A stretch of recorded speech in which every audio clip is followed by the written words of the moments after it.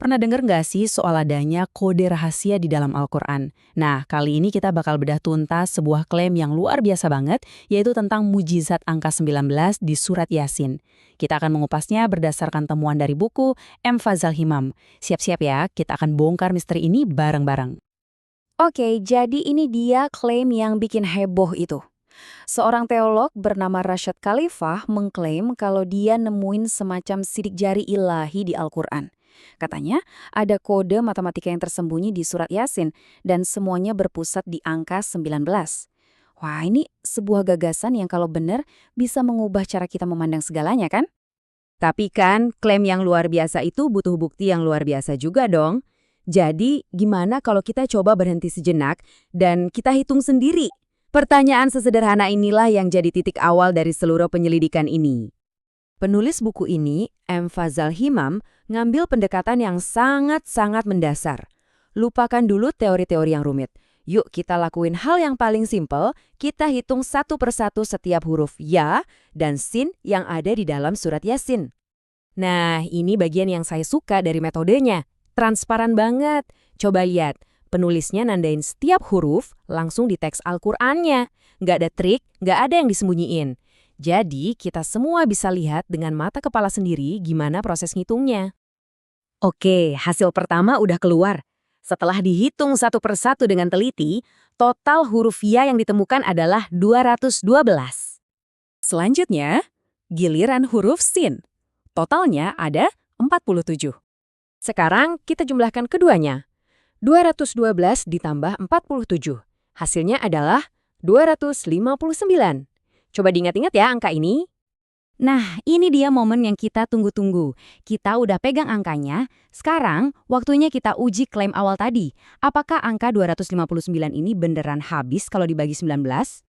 Dan hasilnya adalah 13,631 dan seterusnya. Ini bukan bilangan bulat, teman-teman. Artinya, kalau kita hitung langsung dari teksnya, mukjizat itu nggak terbukti. Klaimnya, ya runtuh.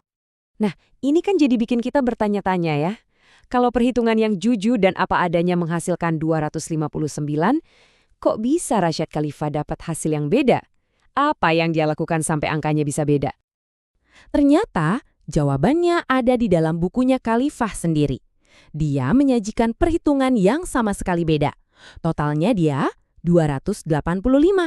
Dan coba tebak, angka 285 ini memang habis dibagi 19.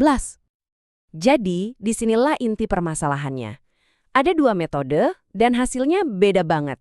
Perhitungan langsung dapatnya 259, tapi perhitungannya Khalifah kok bisa 285? Artinya ada selisih 26 huruf. Nah, 26 huruf tambahan ini datang dari mana coba? Jadi, gimana bisa ada perbedaan yang signifikan kayak gini? Nah, penulis sumber kita berpendapat kalau semua ini akarnya cuma satu. Aturan dan metode penghitungan yang dipakai itu beda. Si penulis buku bahkan nggak segan-segan nyebutnya manipulasi. Maksudnya gimana?